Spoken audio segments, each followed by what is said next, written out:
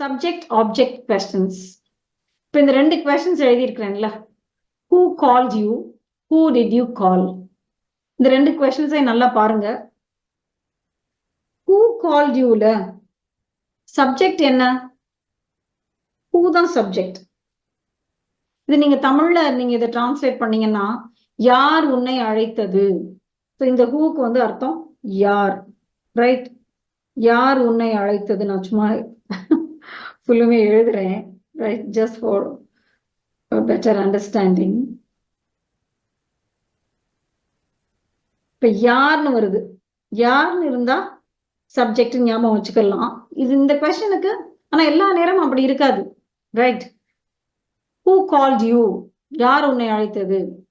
He called me, they called me அப்படின்னு நீங்க சொன்னீங்கன்னா அந்த ஆன்சர் இருக்குதுல்ல, அந்த இந்த கொஸ்டினுக்கு வர்ற answer he called me, they called me என்ன சொன்னாலும் அந்த he they தான் சப்ஜெக்ட்னு உங்களுக்கு தெரியும், ரைட்?